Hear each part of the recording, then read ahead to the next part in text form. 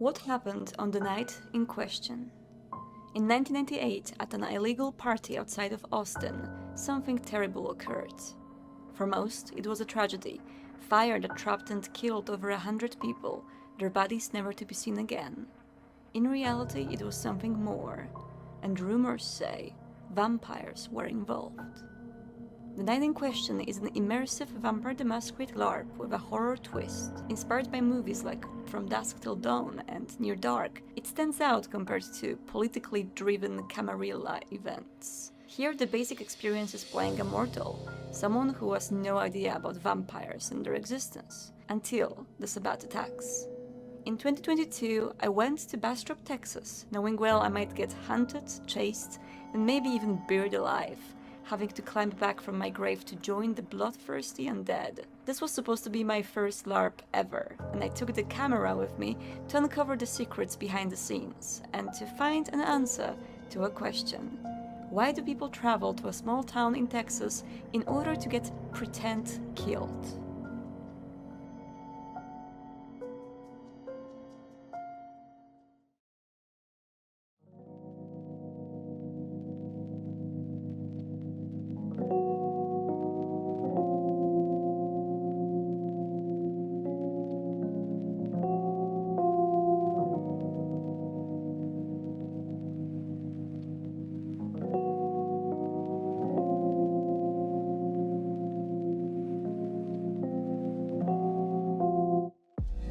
Upon my arrival to Austin, I meet with Matthew Webb from Jackalope LARP Studios, who offers to show me the site, and fills me with confidence about what's awaiting me. Towards the end of the night, if people have any problems they want to hash out, you can do it in the cage, man. In the cage. In the cage. Cannot wait to fight in the cage and then get buried alive, and things will happen to me. We are heading to Cauldron's Keep, which is the concert site that we rent out for the night in question. Nice. And we are not going to die today, apparently. No, we're not dying today. Okay, No. in 2 days. No, dying is for Saturday. Saturday. So I still have 2 nights of living, actually. It's good. All right. The site is located about half an hour drive from Bastrop, in what looks to be the middle of nowhere. Working oil wells make rusty metal sounds as we drive past the entrance, and I'm being told not to be afraid of the screaming trees. Cicadas here have a particularly loud, weird sound that make it spooky at night for people who are not used to it. And if I'm not scared enough already, Matthew and Jonathan offer to show me the gravesite. Some Sabbath members bury their child there right after the embrace, in a horrifying showcase of survival of the fittest. This place simulates that experience, but in a very safe way. The idea is you go down in here, and then the top comes down, and you actually claw your way out of it. And there's some other stuff in here, like sound effects and stuff like that. Yeah, I highly recommend waiting for the actual. Stay in there for a few moments, you'll hear it, and there's something that's just. You recommend staying in the grave for some time in order Just to for a feel few that minutes, that's yeah. Because there's something that'll play in there, and it really enhances the whole experience of, wow, I am now a member of the spot, and I've just been shoveled with this. This is the fighting pits. Yes. Yeah. Ooh, okay. This place looks kind of small, and I can imagine how it gets really crowded around in here, and people just fight inside. People are screaming. The crowd around it, it's crazy. People get up there, they're screaming for who they want.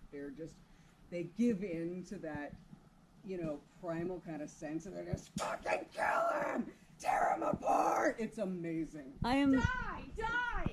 I am mentally preparing for being inside this pit right now. As we go deeper into the site, Jackalope staff lets me in on some secrets and props that are going to be used during the night in question. Most of the attendants have no idea about these, as the props are smartly hidden in the first part of the LARP, appearing only after the vampires take over. This is an actual fountain that we pump blood through it. Amazing. Yeah. Wait, so where So it'll come out. Oh, it goes out here. Comes out here. Balancing it up there like that? I tried it before. Yes, but Peyton said it's supposed to be up like this. But it's Okay. So yeah, there we go. That's Leroy. I do. Yes, Leroy. we named him Leroy. What's the personality difference among these two? Is one of them Well, more like outgoing, introverted, The difference extroverted? between them is what the vampires did to them Oh, yeah. Yeah. when they captured them. You see, this guy's got his face all tore open and wired apart. This guy had his face taken off and sewed back on upside down. Amazing. Which one would you like to be if you had to pick one fate out of these two? The other one. Among the props, there's an impressive array of rubber weapons that are safe to scare the humans with. Players can also bring their own fake weapons, as long as they don't look like firearms. All weapons have to go through extensive safety checks before the game.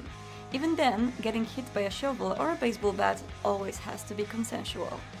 All those local vampires with them spades, and then there's one European with the course, swords. Yeah. Some old fucker. Perfect. Yeah. You have to have a baseball. Be careful. I'll be careful. But I must go deeper and see all the places that will be out of my access as a player. This is where all the magic happens. The night in question is a story separated into acts, and each act, and transitions in between them, are showcased by the change of lights, music, and then finally, props. At first, it must look like a weird but hardly supernatural rave among the mortals. Vampires cannot start hunting until Pet Cemetery by the Ramones plays on the dance floor. It's when the lights turn red, and later when the ballroom blitz plays, that the hell breaks loose. Like a horror that slowly builds suspense to finally present its whole arsenal of scares, the night in question unfolds gradually. And soon, I was going to be on the receiving end of this. Hello, so we started another day after actually having a pretty good night of sleep. I have no idea how I survived up until 11 p.m. local time yesterday, which was my 6 a.m. I think, or 7 a.m. And we are going to try some southern breakfast cuisine in a place called Maxine's Cafe. Maxine's Cafe, which apparently is really good. And I'm going to try some gravy apparently. So Biscuits and gravy. I better try some good food before I die tomorrow. So my plan for today is to just have fun, eat a lot of food, and enjoy being human, because that's not going to last for long. Any last words, Matt? No. Too early. It's too early for last words. It's too early for last words, but not too early for gravy.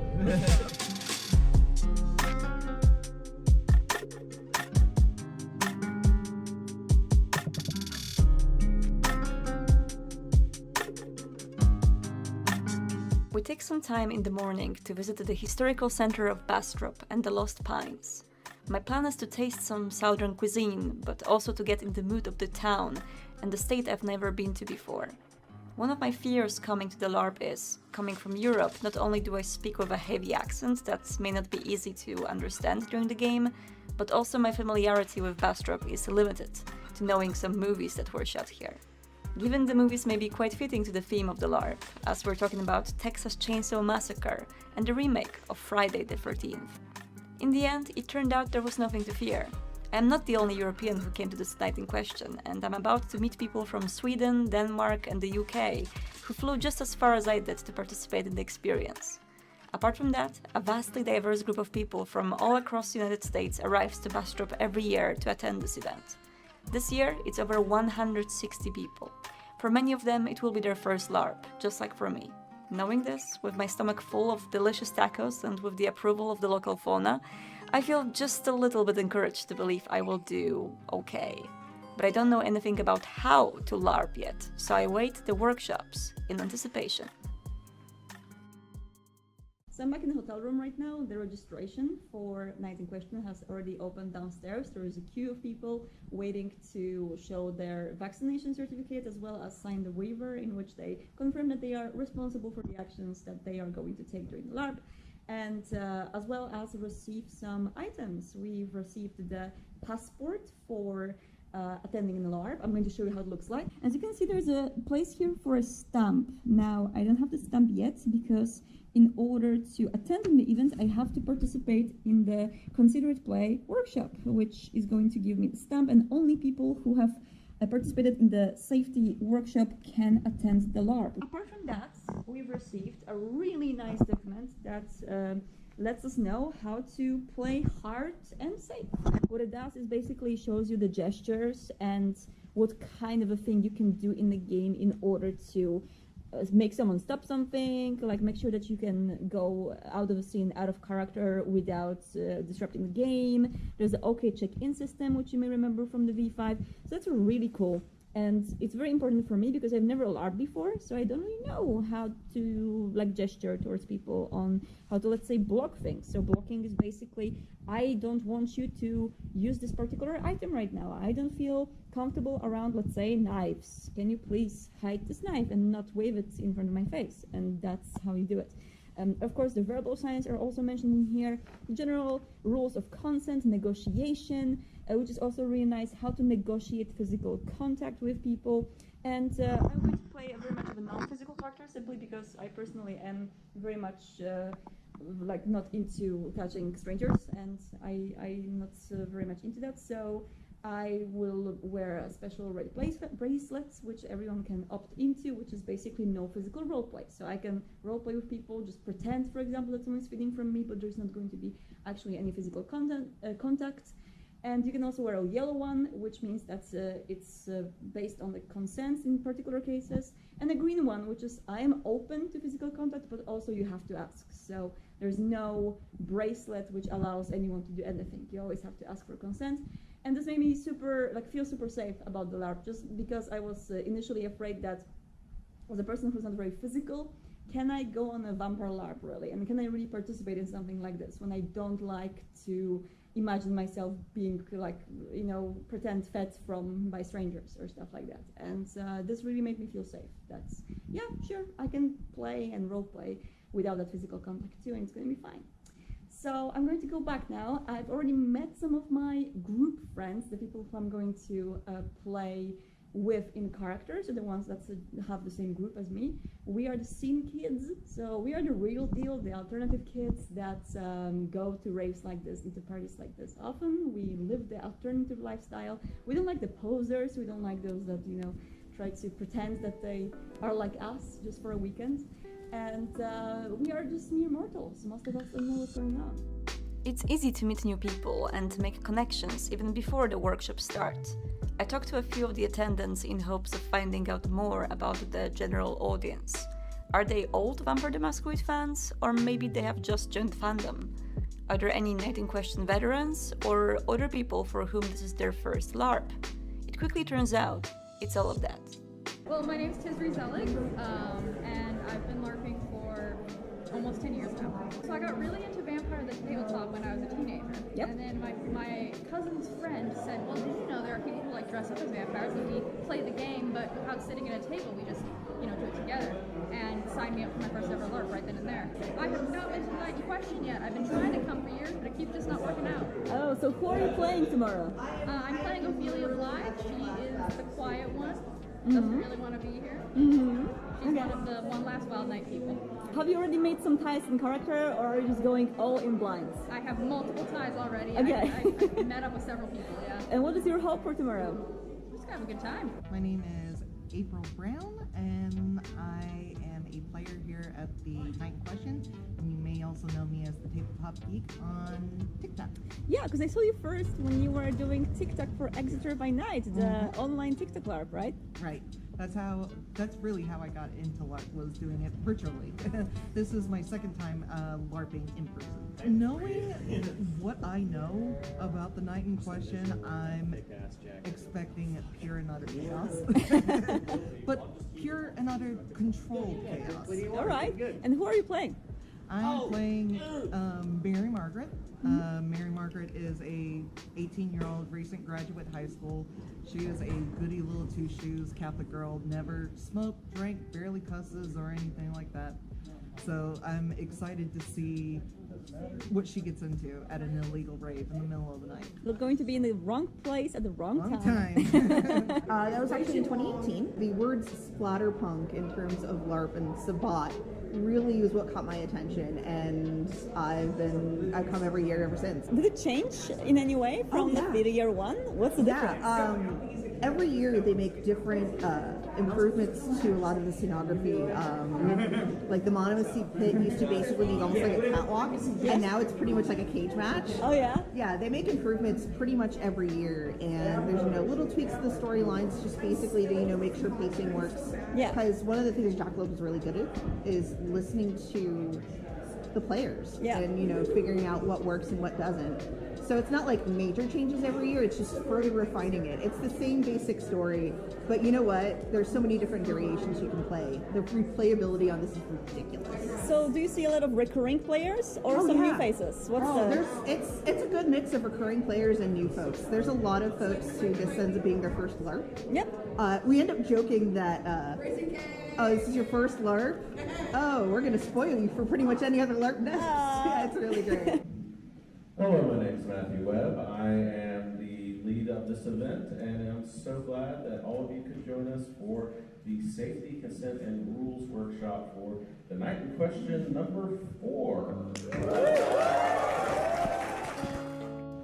Preceding the event, there are a few workshops organized by Jackalope that players either can or must attend. The safety workshop is obligatory, but it's also good to come one day early to attend character workshops and special workshops for vampire and bloodbag players, if you're not playing a regular human. Character workshops let you meet your group, form ties, come up with shared backstories, and think more about who your own character is. Various exercises strengthen the vision of whoever you will be on the night in question, and safety workshops teach you how you can drive your character like a car on fire without getting burnt yourself.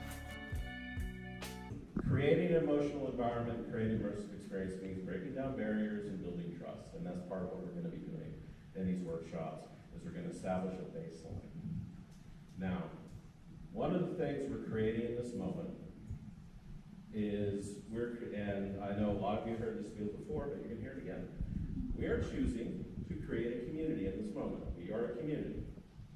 And every single time you create a community, you have to create it based on certain rules. Now, you can do this 2 ways.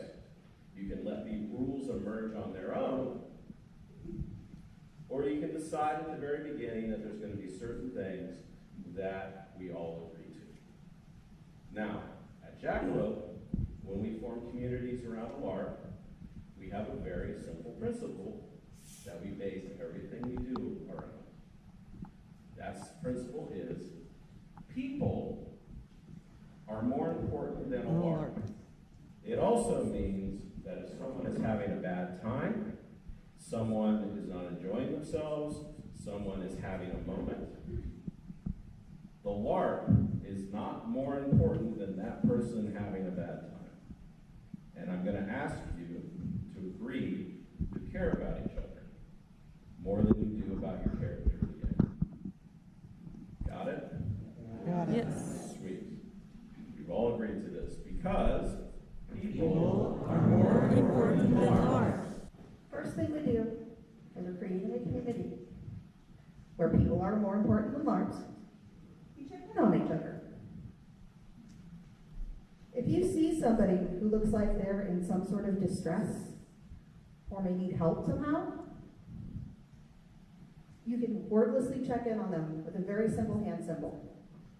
Some assholes, some racists out there who have tried to pull off the symbol, fuck them.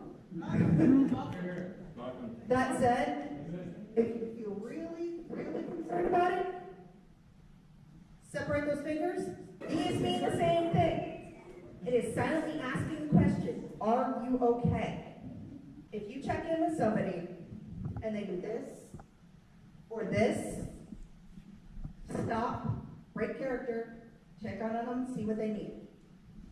If it's so-so, it might just need a slight calibration to the scene, or maybe they just need some water or something. At a table, you roll dice, and that's how you decide who wins and loses the conflict. In most LARPs, you do rock, paper, scissors, and that decides who wins and who loses.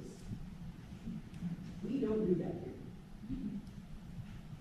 What we do is called collaboration, which is, I would like to do something to your character, or have your character do something to me, so you and I are going to have a little quick chat about it. The workshops seem to be working, as I finished them not only feeling way more educated about how to act during the LARP, but also with a bunch of newly met friends from my group, the Scene Kids, who offered to take me on adventure.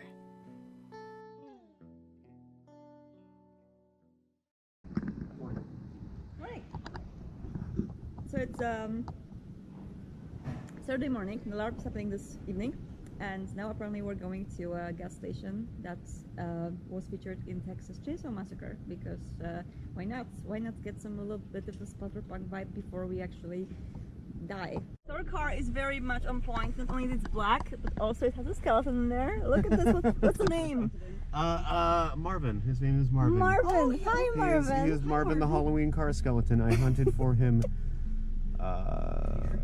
What is it? I went to like 2 or 3 targets. Is he going to save us if we're going to get like Texas Chainsaw Massacre in No. Probably not. He's gonna be the one Texas Chainsaw. He's just always hanging out in the car. He's a bit of a lazy ass. Oh fuck, okay. I guess maybe we'll die earlier then. It's Yeah, fine. I we'll was all supposed die. to be alive for the next 12 hours at least. Okay.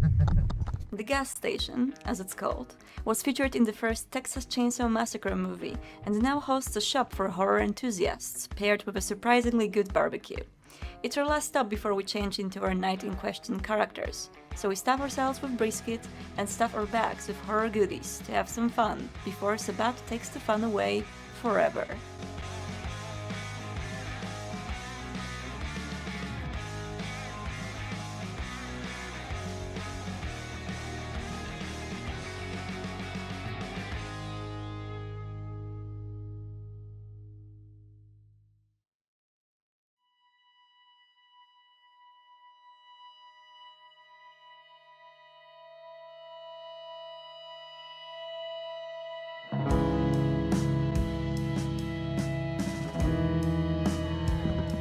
Say hi everyone, and we're going to the LARP now, which is going to start in like 40 minutes. yeah. So yeah, I am ready to die. Are you officially. excited? I'm nervous as fuck. It's but okay, I'm not. I've done this 4 times and I'm nervous. I like the sounds this is making. This is already a horror. Oh yeah, this is oil. Yeah. This is oil well. Yeah, it is actually. And it is actually really oil. Like right now. Yeah, I'm pretty sure that's actually toxic. Yeah.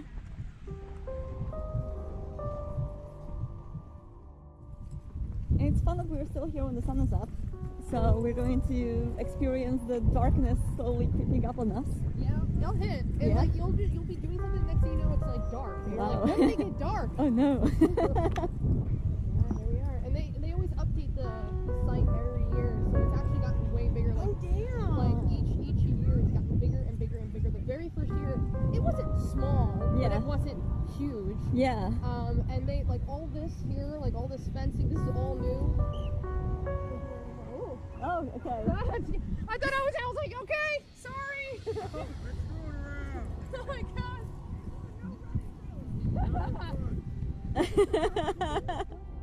Before the LARP started, I gave my camera and my phone to Eliza from the staff, who wasn't playing this year. As we're technically moving back to 1998, selfies and TikToks shot during the party are not a thing, so most of us, except for the film crew roleplayers equipped with the cameras appropriate to the time, cannot record the party in any way. Eliza, however, is outside of that rule, and thanks to her, I obtained some footage from the LARP itself. This is Eliza. I'm helping out and helping Marty film. So this is during the day. This is where you get embraced and become a vampire while the sun's on. As we're prepping for the start, you can probably guess the mortals are divided into quite different groups. Scene Kids are just one of them. There are also sorority girls and fraternity boys, posers, a group of scouts who have accidentally wandered into the rave, witches, cultists, and more. You are not tied to play with your group only, and as time will prove, even the most dedicated and loving groups committed to stay together, like ours, disband very quickly when vampires get involved. The site works almost like a labyrinth, with many nooks and crannies mortals can be chased or pulled into. As I explore it, I quickly realize how easy it is to get cornered here, or have our way cut out.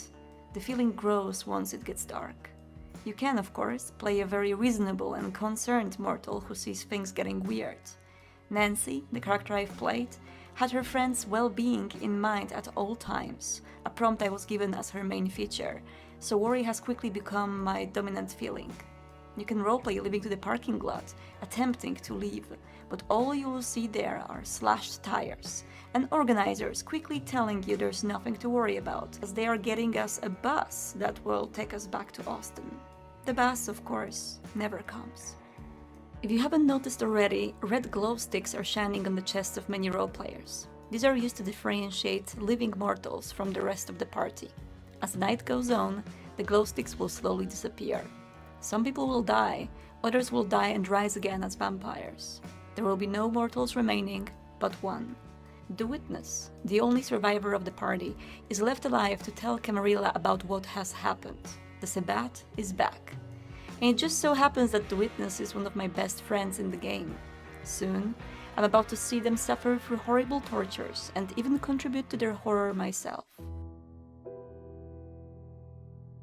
The acts unfold one by one. Vampires show themselves slowly at first, kidnapping carefully selected partygoers and embracing them. The red glow sticks begin to vanish, and we signal that by noticing our friends have changed. Some people come back from the dark corners wounded, not remembering what has just happened. The chaos unfolds slowly. Screams are initially heard only through the walls, muffled, distant. It's only after a ballroom blitz plays that we all start to scream and run, only to meet our fates. And what about Nancy, you ask? Well, she survives until that moment, but her death comes soon after.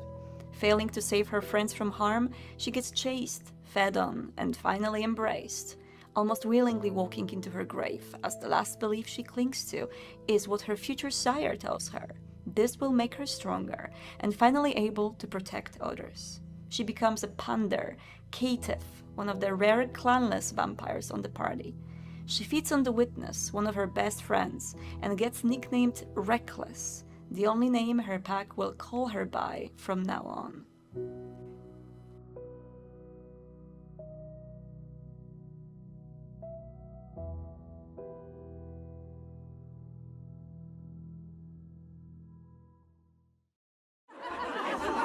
It does not pray for Cain. No, it doesn't. Locked up behind you. Locked up. Ooh, get out of the way, locked up. Right here. Right Coming, here. Father!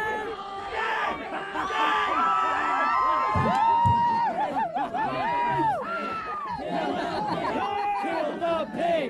Kill the pig! Kill the pig!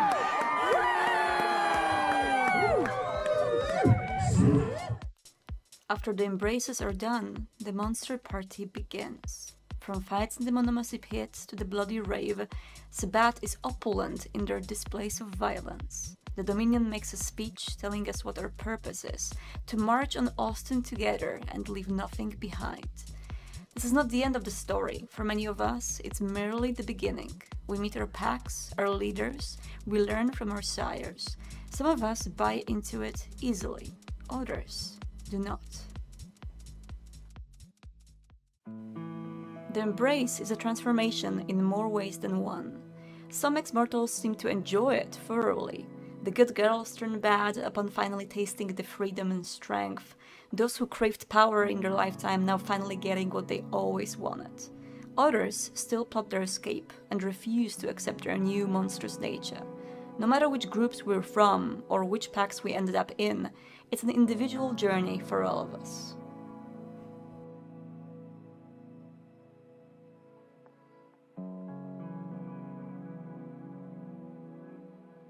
Really weird, incredible hours being awful, horrible monsters to one another. And I want you to take a moment and think about the person that you were being and let it go. And keep parts of what you experience, but let go the person that you were being. And then I want you to open your eyes, and I want you to greet next to you your new friends and the people that shared that amazing experience with you. This night represents months of work from some incredible people, including the players of this game. So give yourself a round of applause. Give the amazing crew, including the Burn crew, a round of applause. And also a big round of applause for the blood bags.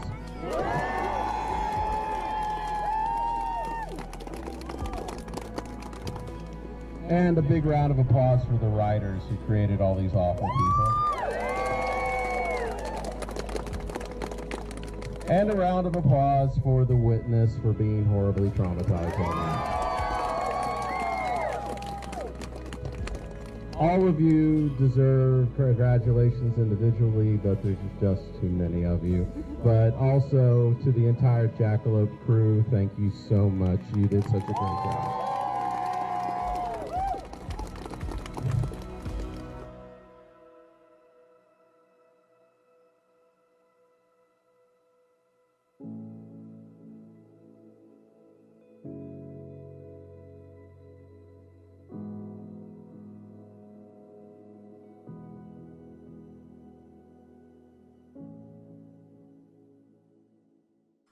Hi, I hope you enjoyed this mini documentary / vlog from the night in question, which I've captured 2 years ago in Bastrop, Texas. I did it for work, so I did not want to overwhelm this video with too much of my own personal experience and too much of the story of Nancy. I wanted to talk a little bit more in general about the event while inserting some of that personal stuff that I've experienced, but I assume if you're watching me here, you probably want to know a little bit more about what really happened. And it is very handy that I have a full journal which I wrote right after I came back from the event about everything that happened, so I don't forget it. I am very thankful to myself from 2 years ago.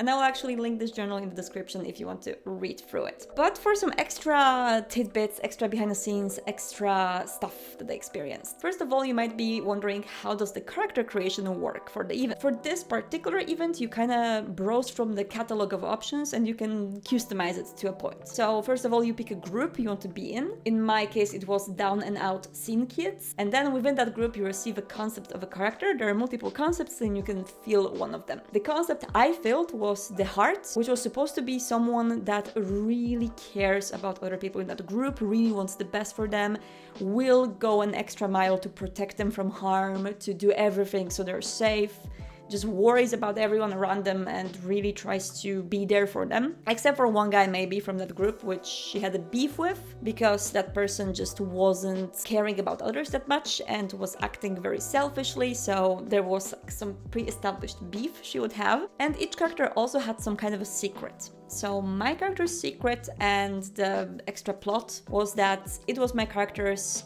first night homeless, and she was supposed to party for the last night. There's no tomorrow because where the hell am I going to sleep tomorrow? Getting into the character, I was thinking, what do? Do I try to form a bond with someone through this party and tell someone, hey, I really need a place to crash? Or maybe that's just it for me. Maybe like my life is going to change completely and I'm going to live on the streets. This character concept was further developed during the workshops that we had during the event. So first of all, of course, you meet your pack and the people that you are going to form this group with. And there are a lot of exercises in which you talk through a lot of topics in between each other. But then there are additional workshops in which, for example, you are paired with a random person in the whole room. And that person is supposed to be your friend, someone from another group. You have a tie to someone else. And you're supposed to trust each other and like each other. So you talk it out in how does that really work? Why do we vibe with each other? What happened in between us? So you learn the concept of that random person they paired you with, and they learn your concept, and you try to find common ground in order to establish the tie. And then they do the same exercise, but it's your enemy. Again, you talk about the backgrounds with some random stranger, and you're like, okay, why would I hate you? And this already creates a really cool relationship map, which just blossoms during the event and creates so many amazing encounters. For example, in Nancy's case, my character's enemy was someone that I used to bully a lot in school because she was the popular girl and she was rich and she was a good student, and my character was this scene kid, no one with no prospects, so I was just, bullying her a lot. And she was embraced into a vampire before I did, so her repayment for all those years of bullying was like finding me still in a human form, running for my life, and just standing in front of me being like, I was waiting for it for years, and then biting me. And one more thing about the preparations, you may remember me talking there about the bracelets and the consent and not liking to be touched. So I did approach this event extremely cautiously when it comes to my own boundaries about touching. But throughout the event, because of the workshops first, then because of meeting the people that I was supposed to play with, eventually just having this whole structure unfolding in front of me, which was made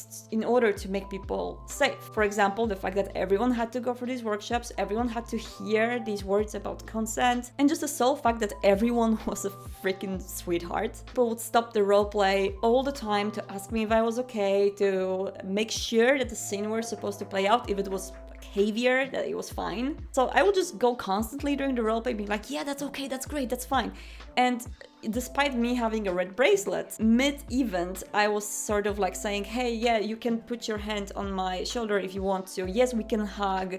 Yes, we can hold hands when we walk somewhere. Small gestures turned out to be much, much more easier to perform. And I feel it's really knowing your boundaries and feeling safer around others that allows you to explore some really interesting and dark and brutal scenarios like the one that unfolded on the night in question. The deeper you go in this kind of a theme, the more of a structure you have to have around it, and that just worked together super well. And I know a lot of people that have a similar experience from the event. And one more thing I really want to talk to you about and give you a more glimpse into it is my character's embrace and how it exactly happened, because I think it's a pretty interesting arc. So from the very beginning, I was portraying the character who was really suspicious of what was going on. There were weird things happening, and my character very quickly became aware of those things, like looking out for these things and trying to patch up a story of what the hell is going on. You could say a reasonable character in a horror movie that still dies eventually. By the way, I'm going to just say I, me, mine when I mean my character, just to make it easier for me. So my friends had this very weird encounter that I observed from a distance, and it was... For vampire fans, you could imagine a typical Toreador guy. So long black hair and a suit with a white shirt and a tie and a bucket of roses, red roses in his hands. And he approached my friends and he was talking to them. So of course, in character, I was very suspicious. I was weirded out. Is he trying to flirt with my friends? Is he dangerous? Is he weird? Is he suspicious? Yes, of course, let's go and protect them. So I barged into that conversation and I was trying to ask him a lot of questions, very pointed questions, and he seemed to suddenly take an interest in Nancy, saying that I'm very smart and I'm clearly really caring for my friends. And then he offered me one of his roses, and I held it for the duration of the event. I was carrying it because I didn't know what to do with it, in character and out of character. And he also offered his business card, and for all of this time, Nancy was trying to ask for his name, but he just said, I cannot tell you, which was again suspicious, but maybe a very weird method of flirting, you didn't know. So he left, and he also said not to look at the other side of the card just yet, which of course Nancy did. The first side of the card said,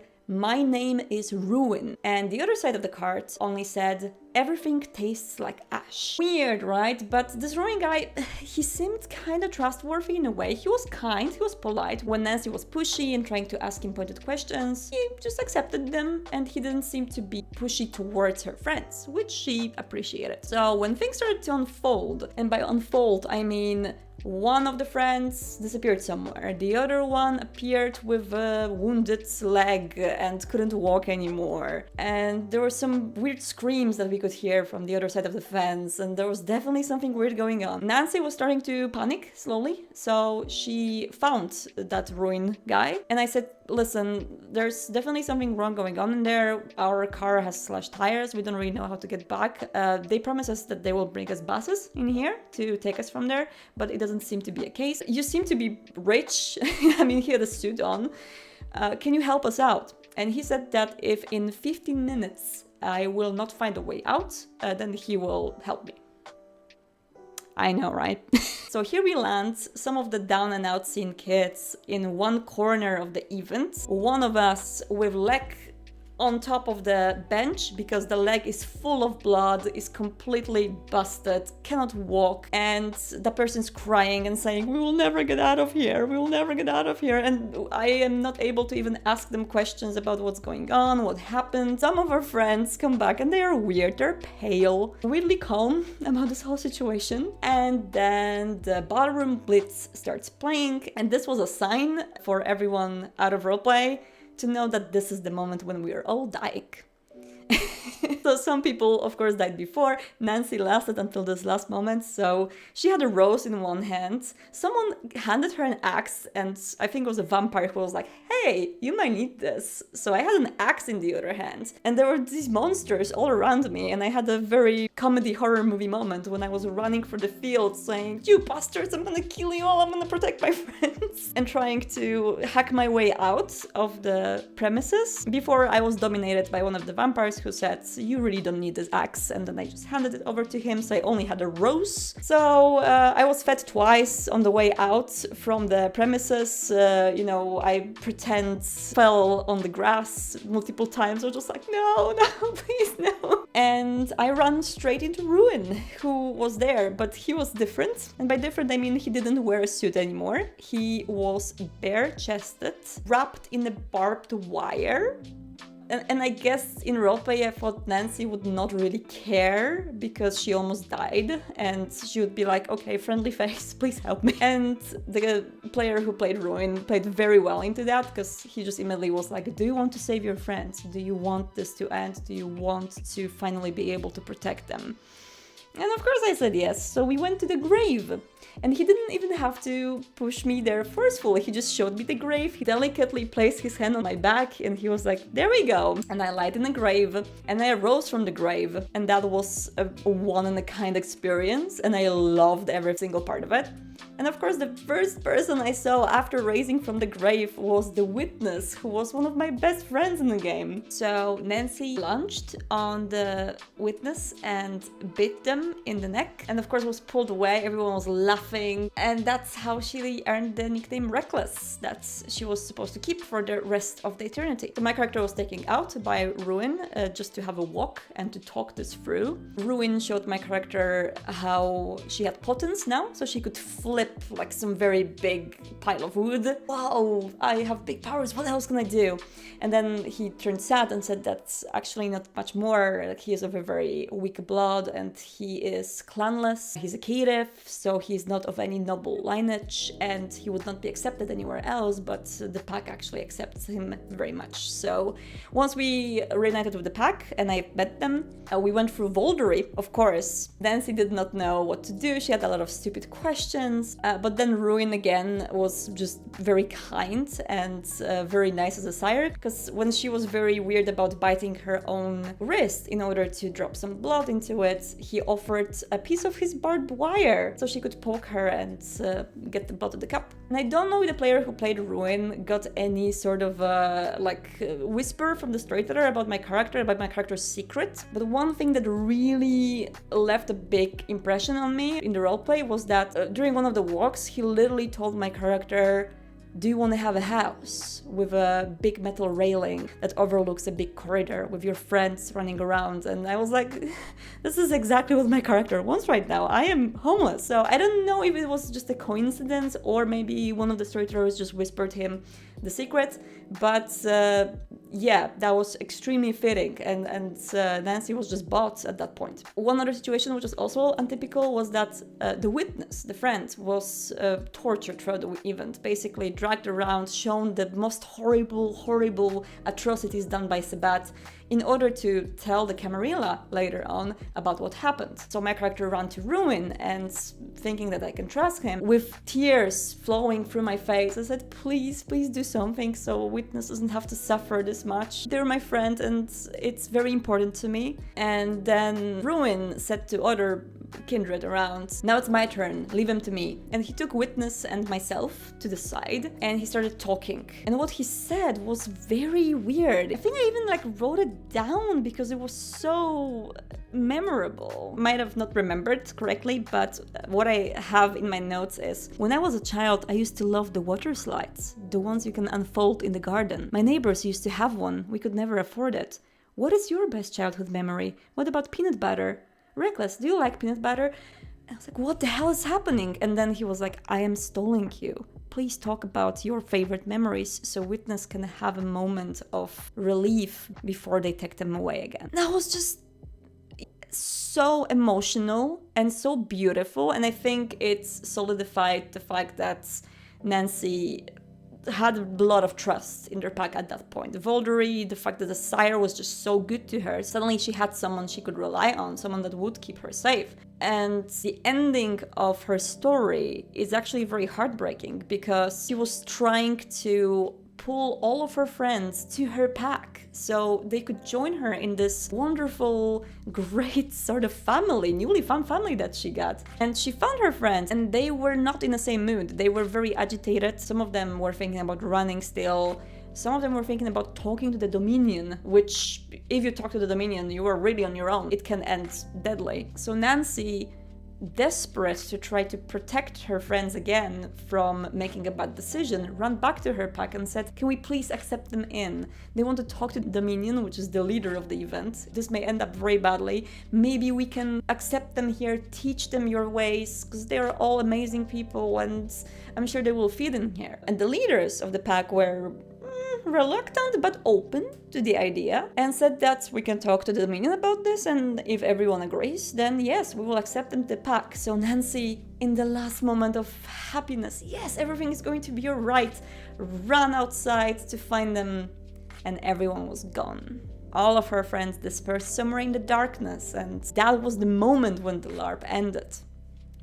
So yeah, I feel like this was the sum up of her arc, really. She found a newfound family, very brutal, murderous, bloody, and not necessarily very healthy family, but a family nonetheless. But she lost everything she cared about before, which, well, you win some, you lose some. I hope this added context was interesting to you. I did love that LARP. I think it was a super interesting arc and I enjoyed it immensely. I'll be seeing you soon in the next video, in which I will be covering Prelude 2, the newest mod for Vampire the Masquerade Bloodlines that just released in November this year for the 20th anniversary of the game. And in the meantime, I will see you on Twitch, twitch.tv/outstar. I will be popping here and there and posting the announcements on YouTube as well, if you want to check them out. And as usual, do not get lost in the night. Goodbye.